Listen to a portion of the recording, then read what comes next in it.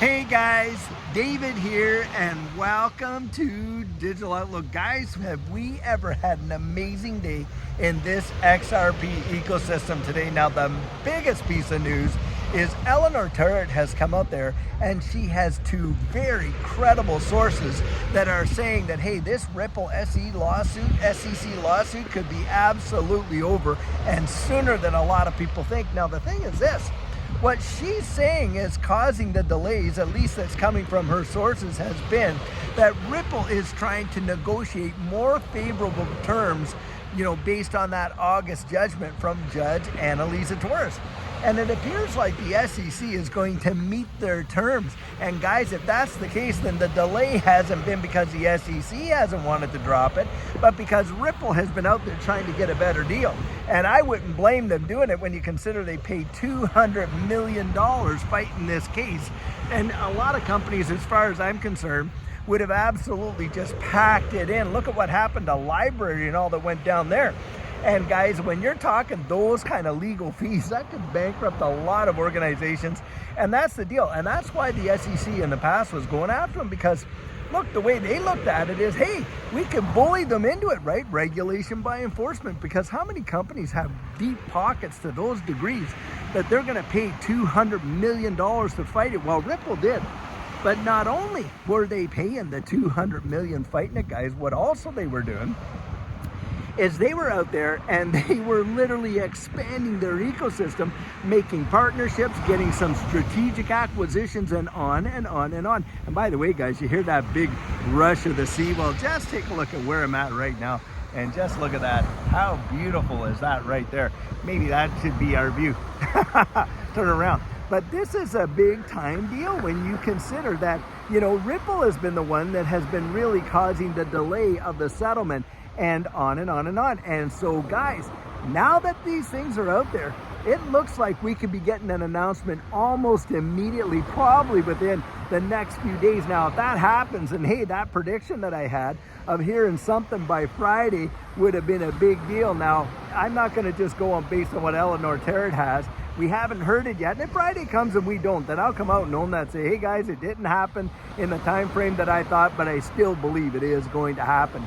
And that is, for me, one of the key things that we need to see all the approvals of these ETFs, these XRP ETFs, which after that, guys, I think is going to create a flurry of demand big time, because now it's 17. I know I said yesterday 15, but it's actually 17 separate ETFs. And the most recent one, Franklin Templeton, is a big player, $1.3 trillion assets under management. And of course, spot ETFs, whether it's a gold, XRP, or whatever, a spot ETF is holding the underlying asset, and that's where that demand is going to come from. And then you couple that with the regulatory clarity piece.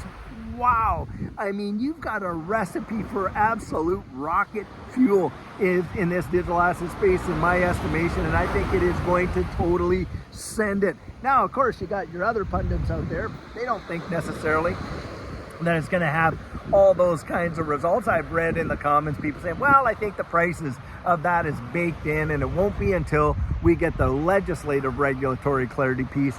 And once that comes in, hey, then we're going to see firing off of the price and to the moon and on and on and on. Well, it may very well be, but at the bottom line, whether it's the SEC lawsuit being put down, or we get the regulatory clarity, the approval of the ETFs or whatever, guys, any one of those things are fundamental changes to the way that this digital asset space is going to be governed, right? And it's those fundamentals that are really what you want to be looking at going down the road and thinking about, because the day-to-day price action, all the day traders that are involved, I mean, it's like sitting at the craps table in Vegas and just throwing dice down.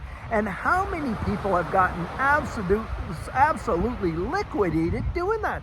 We know that in the hundreds of millions and even billions of dollars have been liquidated with longs and shorts and the price manipulation of a lot of the whales in this space and that kind of thing.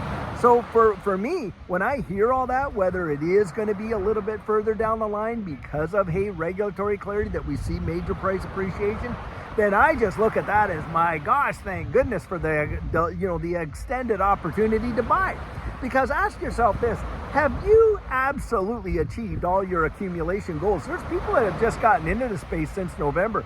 My guess is they haven't reached their accumulation goals yet. And do they want to be buying now at $2 and some cents? Or do they want to be buying when it's $5, $6, $10, $12, $14, $17, $20, $25? Well, come on, guys.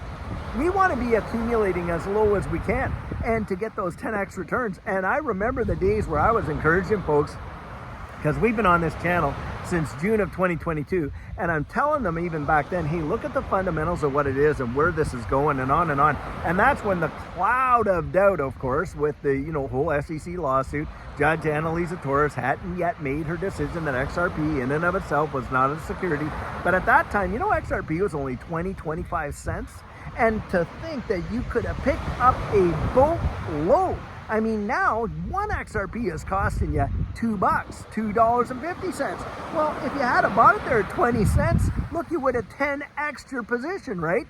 That's how I look at it. And that's why I encourage people to get out there. And I'll tell you what, when these things do move, guys, they move that fast. And you are going to want to have your strategic plan in place. A lot of people think, oh, well, my plan is when the price is high, I'm going to sell. Or another thing they say is, well, I'm never going to sell, and on and on and on. Well, I'll tell you what, guys, those days creep up on you like you would not believe, like lightning fast in this space. And you think you're going to do something. I know what that felt like, but without a strategic plan, you really just open yourself up, guys, to being absolutely just gobsmacked. To the point that shock you, it's almost hard to digest. Now, there are folks that are here watching this channel. You yourself went through that last bull run. You can write it in the comments what you experienced, because we know we were there and we understand what it feels like to literally watch hundreds, if not thousands, of percentage gains in absolute days. And then when it popped way up like that, boy, did it drop down twice as fast. And this is where I say being strategic and having a plan in place is one of the best things you could ever do. Now, we're going to be back in Texas there come next week. And we've got a lot of coaching lined up. And if you're interested in getting involved in that and doing that coaching, then hey, visit us at thedigitaloutlook.com and get yourself right on the list, guys. That's what I'd recommend. But amazing things are happening, guys. Do not discount it. Absolutely phenomenal. And I'll tell you what, until tomorrow, I sure hope you're having a fabulous one, and take care.